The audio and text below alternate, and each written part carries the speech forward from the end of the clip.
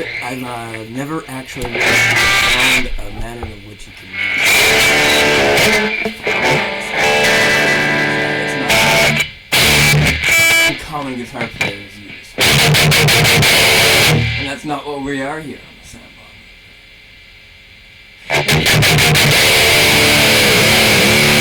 I got a few backtracks I want to try with you. And do it right away, just like the other episode. I'm gonna keep it nice and hot and fresh if I can. These are some, more tame backtracks. And then if you want something more crazy, we'll get up the easy drummer and let me know if you like that. That's for sure.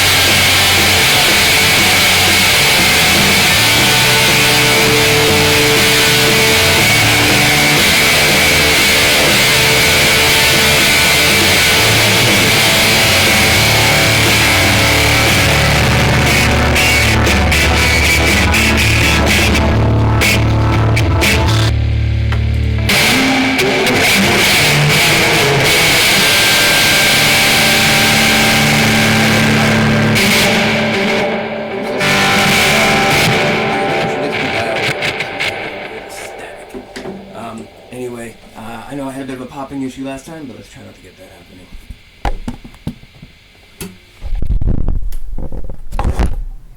We'll catch everything else.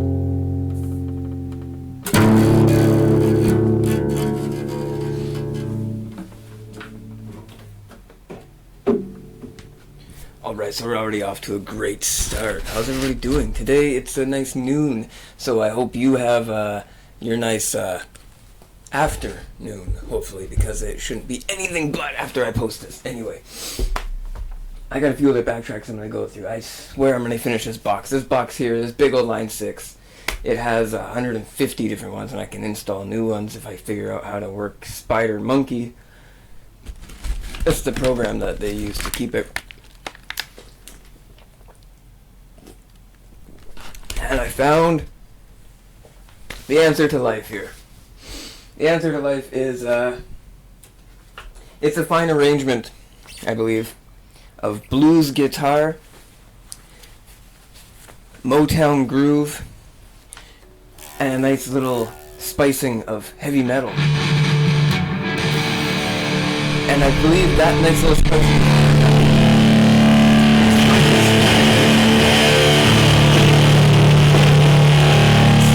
drum hip-hop style.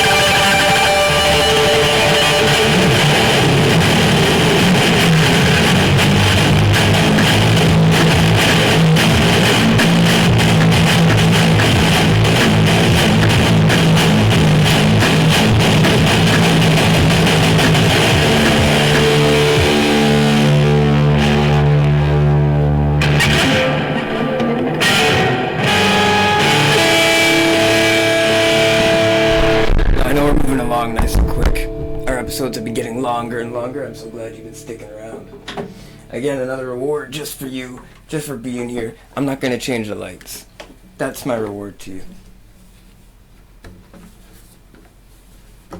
They're staying a crazy ghost red, and I don't know why. I just kind of like it. So anyway, that hip-hop style and those blues style guitars, like I mentioned, might be a tonic to your life, and maybe they're made out of the pentatonic of guitar. But there's always more answers, more reasons out there. And let's see if we can find some right now. I'm going to play it on the acoustic.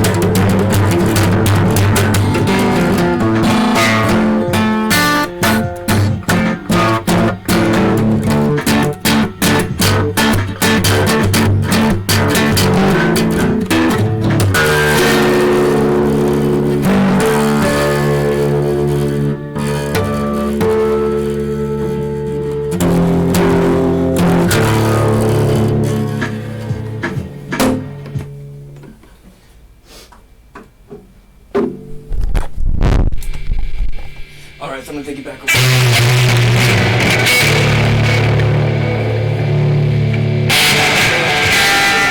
To prove anything that was necessary. Maybe I helped you out for a little bit more to your possibilities than you actually might have thought. To stick over top of a hip-hop track. The problem with that might be keeping doing it, because if you you get inspired to do something else, you're gonna stop doing that. You're gonna do something else. And I don't know what to tell you about that, except for the fact that you change your style, you bring it back, and you lose that sense that you have. You don't lose it, but it warms up in a sense, and you're ready to go. And sometimes you overload yourself. Create yourself for one thing, that's my tip. But definitely physically put in the work and time, because you know that that's what you're looking for anyway, even though when you put it down, it's done and there's nothing you can do.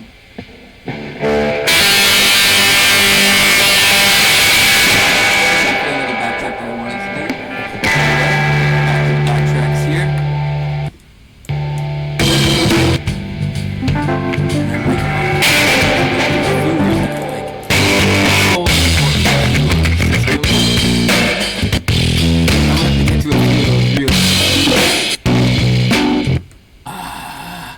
I've been trying to do this one for a while. It's in B minor.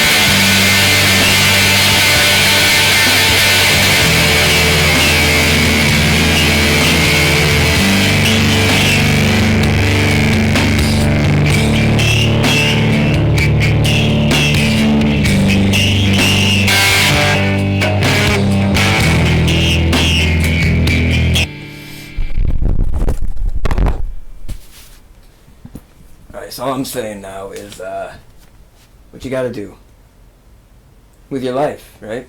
You gotta fill up your space. You gotta read your books. You gotta know what books are what, and you gotta do all that stuff. You gotta get through the bump and the grind of the life, and the anxiety that comes along with it, the social pressure, the chronic pain of the world itself. Sorry. I'm not a professional doctor or anything, so I don't know exactly what the chronic pain is. All I can say is there's a lot of versions of it, and most of it comes from a center of their own personal self, and you can't take it to heart. Because if you take it to heart, then you got nothing left, right? So you let it hit off of your immortal armor of your arms and your mind, and you let it weigh you down, because you can always get back up. So right now, we take a moment, because we have a moment, and I'm gonna stop. I'm gonna stop you. I'm looking right at okay, and take a quick moment and give a quick breeze in your mind just to the idea here. I know it's gonna be a tough one. I know there's a lot of people out there, and I know that everyone is working the best they can to do the best they can, but they need me too. Because I am able to do exactly what they are able to do. That's what you have to say. And that's what we just did. So thank you so much for listening to that. Plus, just a quick note. Social media is not that bad. You know, you throw your stuff up there. Maybe you feel conscious about the factor that you're spending all your time and money on it or something like that. But that comes with everything, right? This too shall pass. Okay, let's get into the song. I really gotta stop knocking things over, but that's never gonna happen. Oh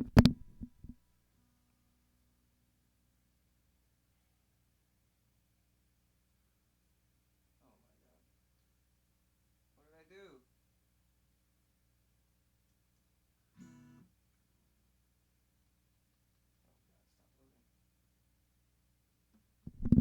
I accidentally turned off my mic. I'm gonna get to the song. Well, that's refreshing. I'm gonna use the other mic. I'm just gonna hope it's able to pick up all the sounds. It's got a crazy mic stand. It's not really a mic stand. It's an incense burner.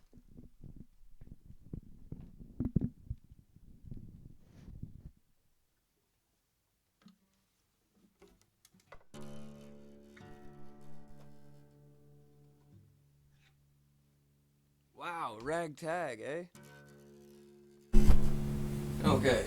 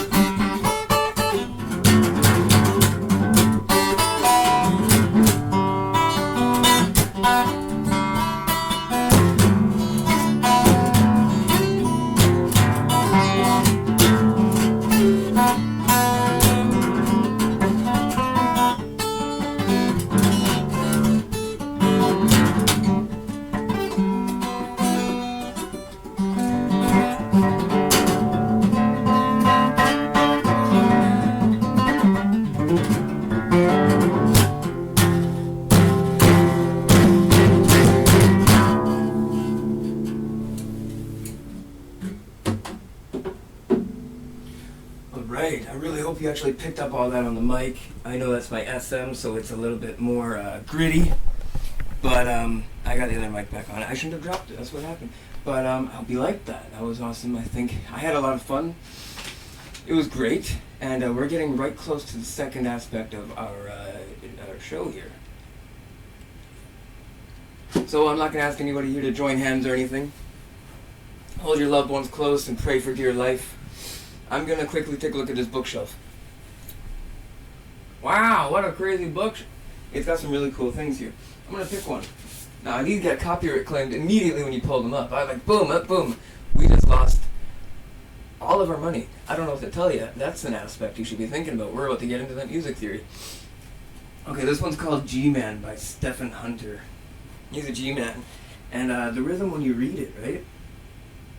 It really pulls you through robotically for like 5-6 words at a time.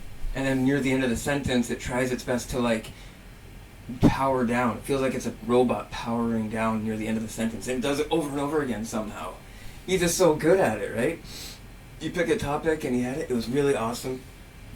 And it turns out, like, you know, you make your way through the story, and he gets to a point when he's pulling out his Tommy gun, and he grabs his clip, and instead of powering down, you just kind of feel this dark, gritty flash of lightning behind you, like this, and he goes, and he starts unloading, and the G-Man on that old school 1950s, like, Ford vehicle.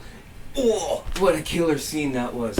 Anyway, so a good book for $10 or $5.99 in the $5 bin. $5 bin at the bookstore. Go there, check it out.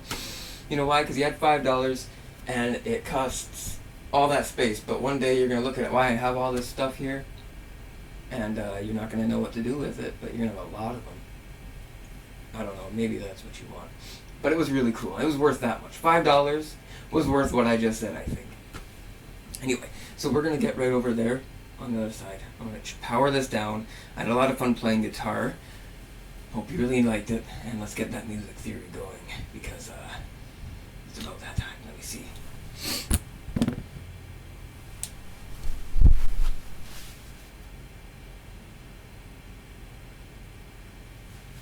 Yeah, well, we could. Let's do it. Are you ready? I'm ready. Ready. Ready for the thing. Let's do it. Oh boy. Okay, which one has my webcam? Here we go. Hi. Alright. This is good. Oh, excuse me. So we're going to talk some music theory. Now, we had a lot of things going on yesterday, but we're going to go over them exactly the same ones. I'm going to click a few pictures. They're going to be crazy looking. Don't run away just yet. We're still working it out. And I want you to be able to see. Look at that. Glow of red. It's beautiful, right? That's my 6500. It's a nice camera. Anyway, let's pull this up. Yes, this is the perfect one to like start with. Move over here, and voila.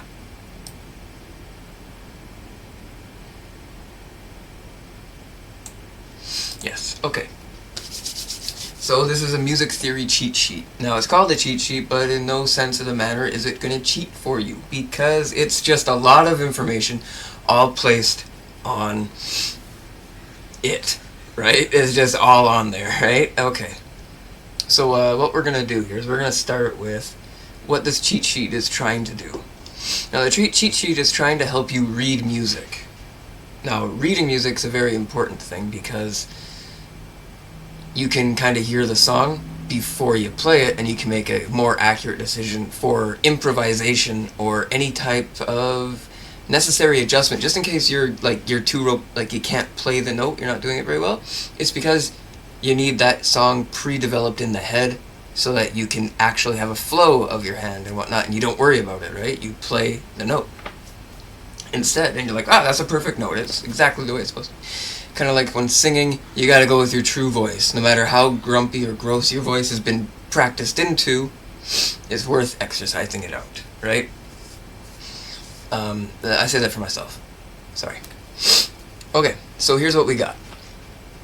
Rhythm notes. These are the values. You got a whole note, you got a dotted half note, you got a half note, you got a quarter note, you got an eighth note, 16th note, and you got a triplet. So of course we all know that there's like a coloring, a discoloring, a little tail, there's like a double tail, and we know exactly that tells us what the value of it is. Now, honestly, it looks like it's hard to see that is it, but the problem there is that is the only way to tell what it is, right? Basically, you got to hear the sound of the note, and you got to make a judgment whether or not it's supposed to be a 16th note or an 8th note. Means that you basically got to live in the fastest pace of note, and that's reading all of it. And if you were to have every single note play all at once, and you had condensed a 5-hour concerto into one single split instant, an instant of having read it, basically, you'll be making that judgment already, and that's the part that you want. So the shape of the note, right, and this dotted half note, which takes half of the value and adds it back on. So if it's a half note, which is 2, you play it for 3. But if it was a 16th note over here, you would play it for one of those and a 32nd, right? A dotted one. And that's where the trouble there comes in, right? And it's like, whoa, how do you see that? But you just practice it.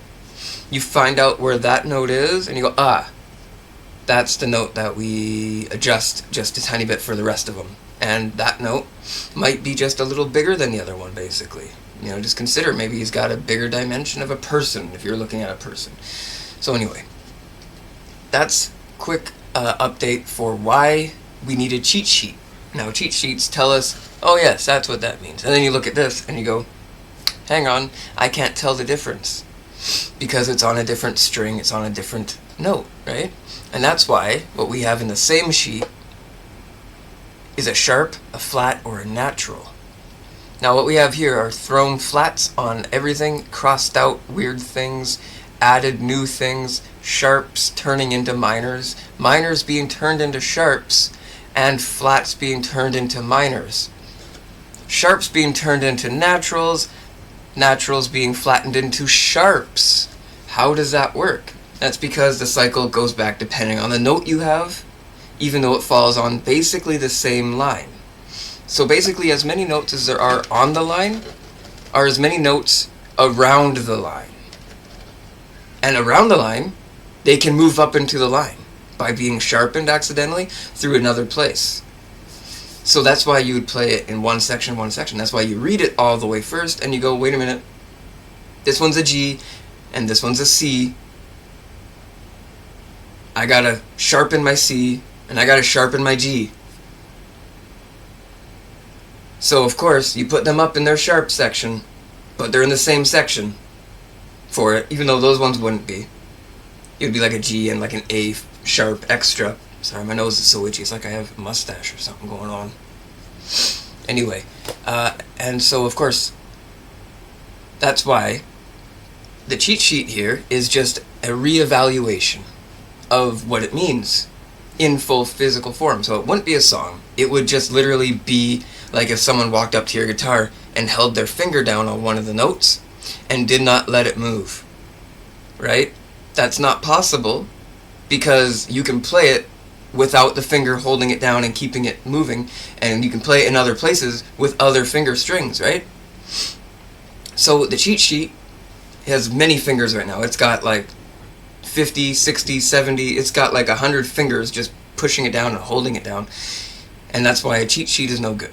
But they are there to keep your brain fresh. So if you were practicing a cheat sheet over and over again, you would have a very good understanding of it. But you would be required to have a cheat sheet for all the other stuff, and that's why on the same cheat sheet there is a E, G, B, D, F, F, A, C, E of manuscript notation, musical notation, where if you're playing tablature, which is basically a cheat sheet for guitar, it goes in the exact order of the string, right? E, A, D, G, B, E. It always stays that way unless the tuning's different, and it says the tuning always, right? So a cheat sheet here has also the circle of fifths, if you haven't noticed. The circle of fifths is right there. Sorry. And he has a diatonic seventh chords. So any of the diatonic seventh are there. Now they're not tabbed, but they are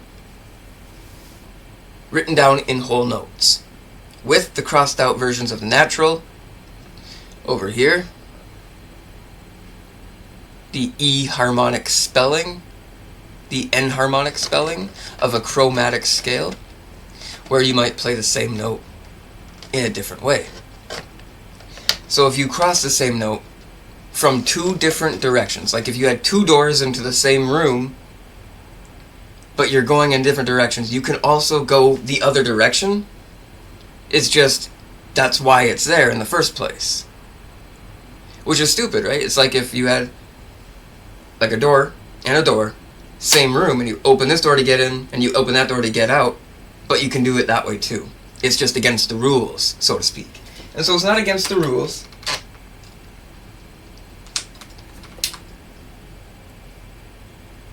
But it is a better way to help you figure out whether or not, while ascending or descending in a scale of guitar playing or music playing, instrument playing, whether or not you are making a melody.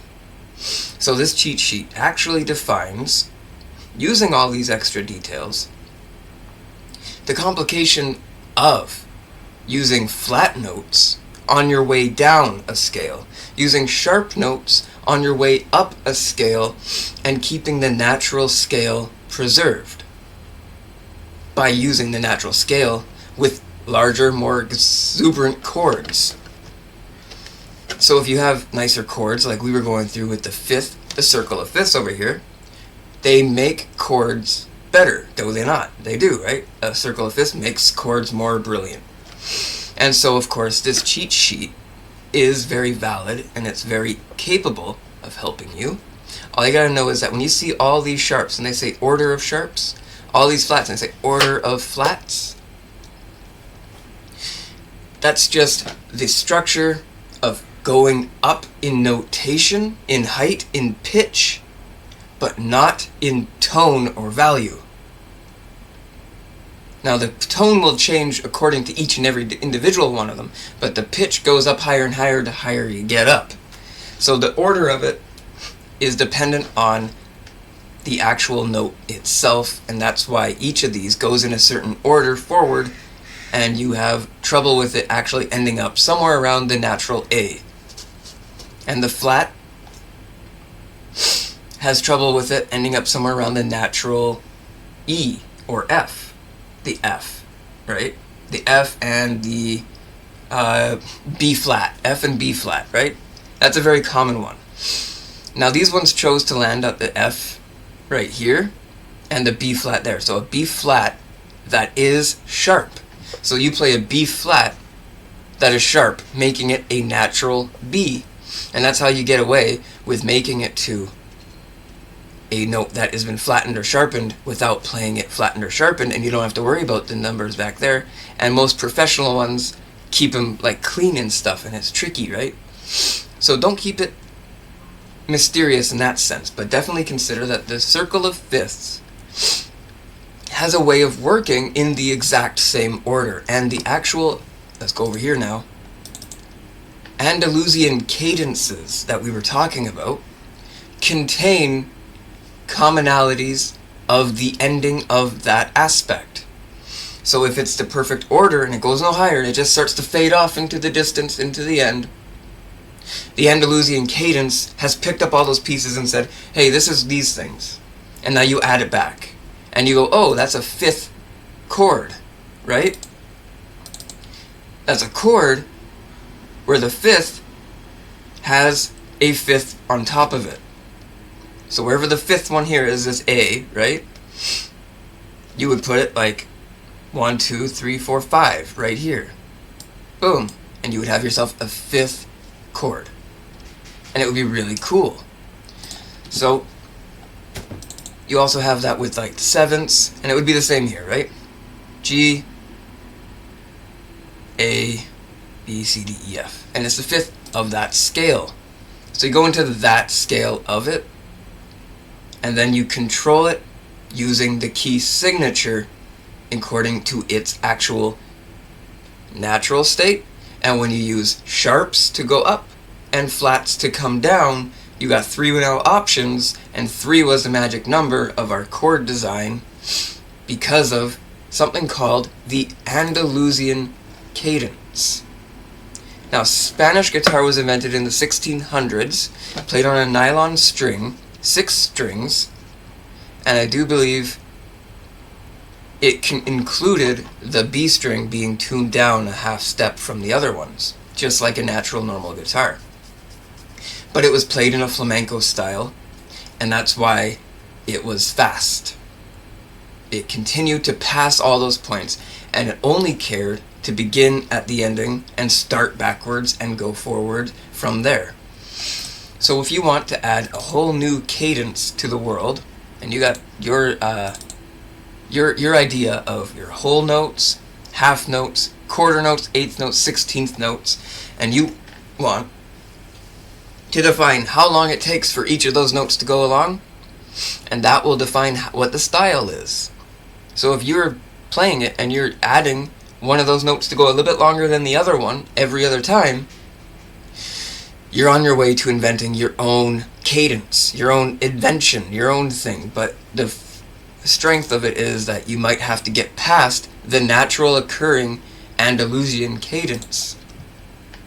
Because if it's a naturally occurring thing, and it is, right? So here's a very complicated Andalusian cadence. It's very complicated looking. It goes to A major, E minor, C major, A minor, D minor, F major, and A minor.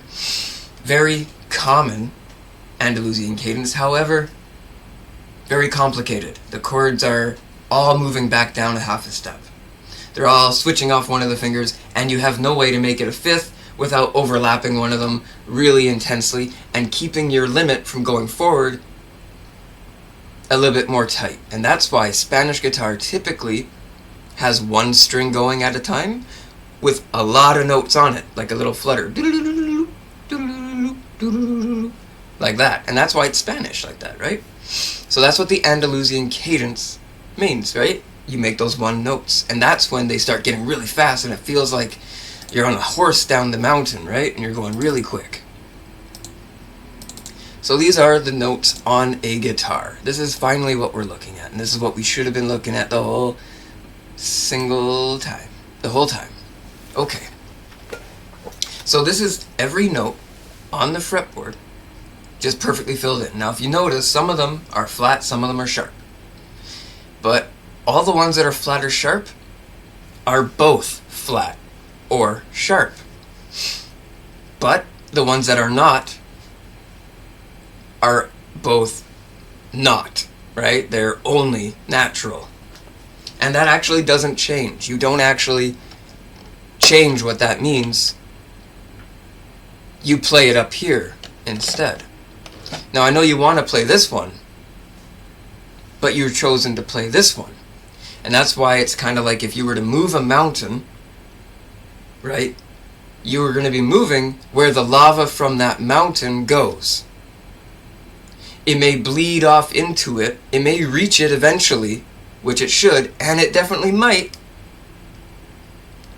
But that lava is going to be moved if the mountain is moved, and you got to move another mountain until you get enough lava that you go over a hump and it goes again into that one note, and finally you made it to that note.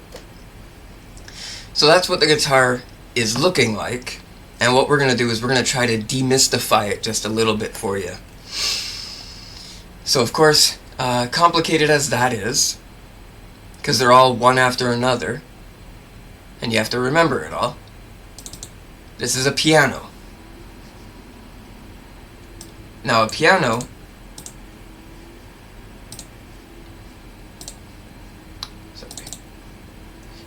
has everything laid out just like that. Everything is laid out just like this. However, the black keys contain the flats and the sharps, just like the notes on the guitar. So up or down, you use the black keys. So if you're steering a plane, you have to grab a whole different steering wheel to steer it up or down. But not really. If you're using an airplane, right, you turn the wheel and you pitch it like this, and it goes that way. But it starts to go up or it starts to go down according to up and down, right? So just like this, where you can play a C, D, E, F, G, A, B, C, but over here you can play a C and not another C until after that C, means that you can play a C flat on the regular C. But you would have to use a B, because that's two steps. So if you look at the B and the C, they're one whole step away, which means they are one fret and another fret. There's a flat and a sharp in between. But if there isn't, they're only one half step away. The other scales, the other aspects of musical arrangement of all the notes in the world equates to the factor that eventually there's a way for you to reach that C plus, that C sharp, and have it turn into a C flat using the natural B note here, the B natural note. So if you go over here to the guitar and you want to turn this C sharp over here and play this C as a C sharp, basically what you have to do is you have to change the key of the song. Now, key changes are common. They're okay, and they happen all the time if you really want to. It's a special, different song. But say you don't want to change the key of the song, you just want to add a bloody C. Now, it would be sour, it would be weird, it would be off-toned, and you would be doing it. And the problem with that is the natural arrangement of all the song that is going on entirely, what you have just played, actually doesn't lead you to that C. It won't lead you to that C. It will lead you to a C flat, which is over here on the B. So if a C over here and a C sharp over here, you got to go back to the C, and the C flat is over here, where the B sharp would be, and the B flat is over here, but the only B sharp is over here on the C. So a B sharp is in the way of your C flat, because if it's a B sharp, it's already really a B. Even though you can't play the B and a B sharp, you can, but you'd have to do it twice now, and that would be a very long song. Do you get what I'm saying? So I hope you really heard that. If you have to go back and say it, it's probably best I do that to hear it again. Just click back a step, because your B sharp is blocking the B, is blocking the C flat, which is keeping the C from coming out. And you want to play the C sharp, and that's what you're next to play is the C sharp. So you are 3 full huge universes away. And that's why it takes so long to get there. And finally you get there and you're like, what do I do? Well, some people end the song the way they like it. There's the point. Now, modern music does it a lot. But old school classical music, they play it the way they like to play it. In other words, when the song is going, they do whatever they want. But as long as it ends a certain way, as long as it goes back to some chorus or crescendo or some kind of fully developed entropy of the song, they can end it a certain way that the fashion says, fine, that sounded good. Which gives you freedom, and the freedom is very flexible in that sense. So it's not a key change, it's just a style of the actual song. So these are keys, these are roots, these black dots. And these are what you would come very familiar with, these black dots, if you were practicing these specific ones. The rest of the notes you would treat like a distant relative. The rest of the notes would matter a lot less. But the black dots are the ones that you would become very familiar with. So you would work for those black dots a lot, and those black dots are your roots, and that is why when you play a chord like this, you have your entire finger barred across one of the frets, and you have the ability to add a fifth to even those frets and those chords, or remove a finger but have to crumple them up in order to get an open string, and we want to keep it so that you can make that open string by removing one of the fancier seventh notes. So if you're aimed to play this C sharp, you want that C, and it's going to become a C flat in order to get rid of that B sharp, so that that B doesn't get in the way of the C flat, so you can play the C, but you're going for the C sharp. You are on this black dot over here somewhere. I think literally that black dot, that's a C, I think. No, that's a C over here. Yeah, C to C. No, that's not a C, that's a C. Or a 7? Yeah, I think this one's a C. So much easier to see. Oh, this one's a C over here. Okay, anyway. You want a C sharp. So if you're going there, you're actually doing that already with the note that you ended up on. So you ended up on the note that you were waiting for the whole time, which is like having two key signatures, but it's a way to address the key signature, which makes the song sound like anything that it actually is. Now this is called the caged pattern, C-A-G-E-D, caged. And the pattern there suggests the E major scale is the key of the cage system. So you can always change which key it is, and the cage system will change too, but the standard fashion of the tuning required the E major scale to unlock the ability for you to take this C sharp and play a C natural, which would then actually be in your C system, your C A G E D cage pattern. So you can start from this first one if you want, or you can start from the A, or you can start from the E, which would be exactly what the beginning of it suggests. So that is a rundown of guitar theory and what the Andalusian cadence has already defined for so many people and so much. So it's Spanish, but we have another cadence, and it's called the cage system, and that's a cadence all of itself, and it requires the standardized tuning, which is based off of like old school string guitars, like a lute, or something called a theobo. And they had all the strings in order, and they had many different ones in between, and they had different strengths and sizes of string, and they were very long. And they had too many, like more than 6, right? They had 12 or 24 strings. Like a piano or a harpsichord. So of course Mozart played the harpsichord, Beethoven played the piano, and yet Mozart said, "Hey Beethoven, come visit me," while he was still able to hear before he got deaf, and I'm going to teach you how to play like a harpsichord player.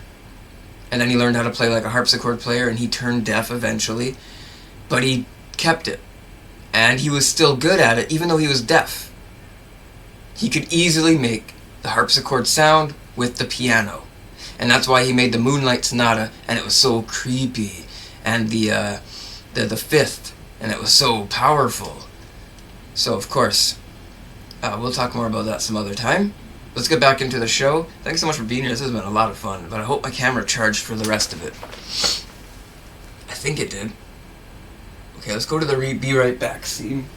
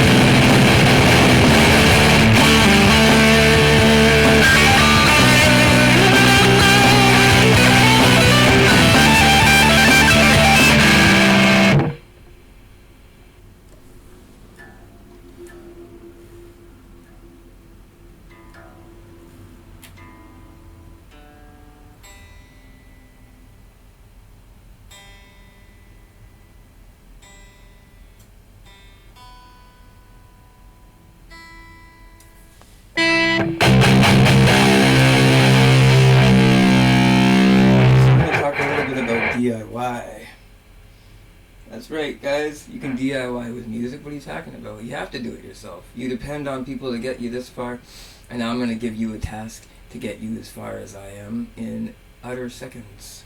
And all you gotta do is watch the show, hit likes, be supportive, be my buddy, be my friends, be everything. That's all I ever wanted from you. And anyway, if we were going to do a DIY, I'm going to show you what I would record to contain for the DIY. Let's get right into recording something. Hang on.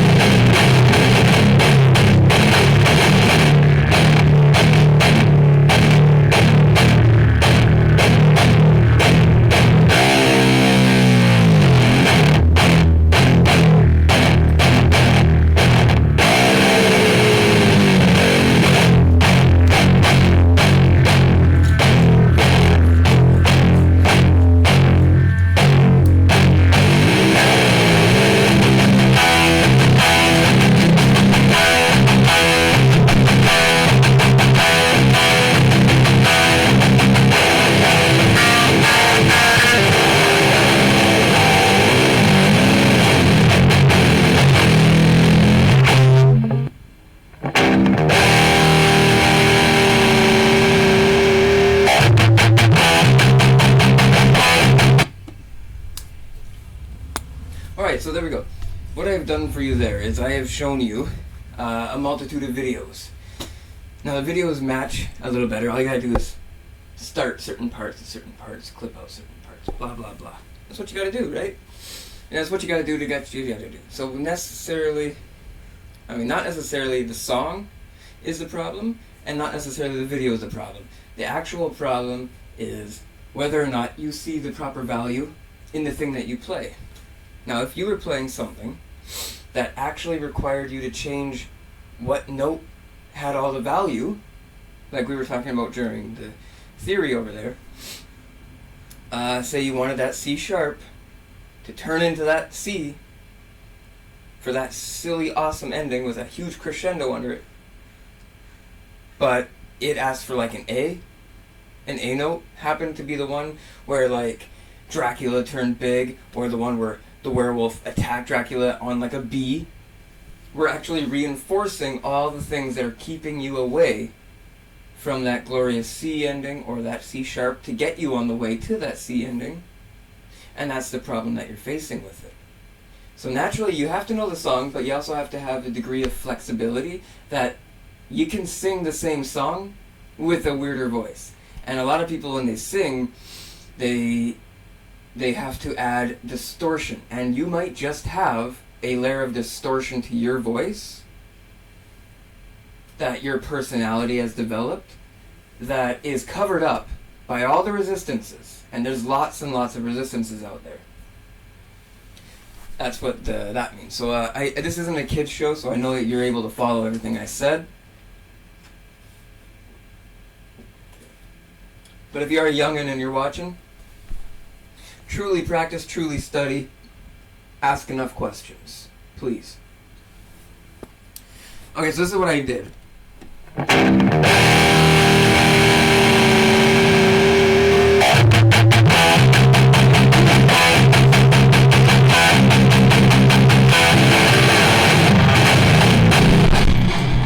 Now I got a question.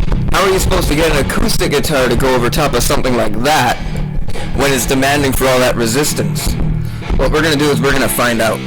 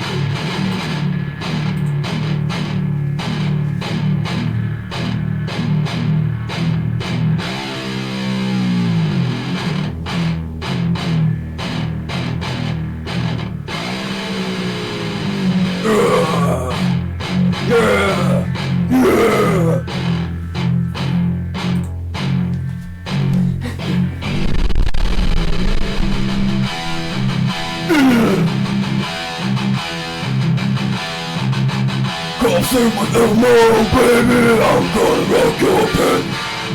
I'm an Elmo baby, coming in the...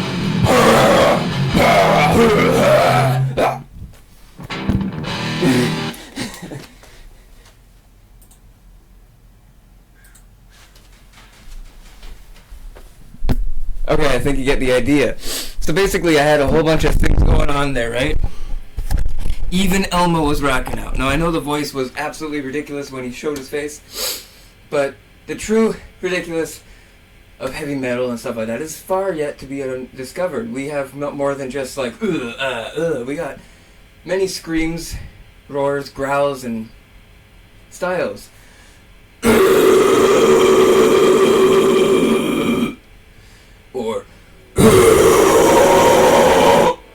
Or like,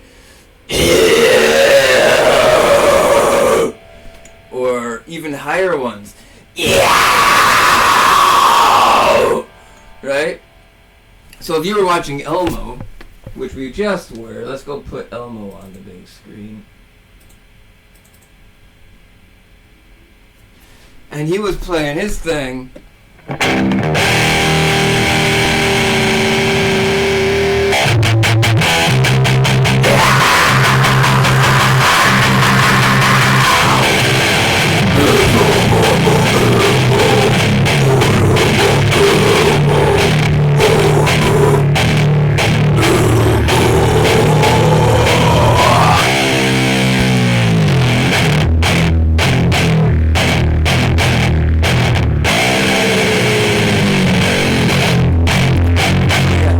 Basically, Elmo has all kinds of personalities, and you gotta find out which personality you let shine through. But eventually we're gonna make something like that, and we're gonna put it up on the Sambongo Dragon Show, and we're gonna be very proud of it. But for now, I'm not gonna hit save on any of those, because that's too many. So I would have like 6 of them. And that's the problem. And I want you to be able to put 6 of them on a day, just because you were doing something else. And I also want you to be able to put on 20 of them a day because you really tried. And that's the problem, because if you really tried, you should be able to get it done with only one really successful piece. But that's not true. If you really tried, you would actually have way too many drafts, and you would have way too many other things. So thank you so much for watching, for enjoying, and being here with me. Sambongo Dragon, rock with Sambongo, Season 3. Thank you so much for being here. It's episode 2. Anybody out there paying attention, and keep your spirits up high, spread your wings, but don't spread yourself too far, my friend. And of course, if you are suffering with a little bit of that anxiety, don't let the internet bullying get to you. It's the lowest life form out there. I know it. You know it. And we'll move on to something more proud and something more powerful than just that, because I don't flex for nothing, baby. Anyway, we'll see you around. See ya.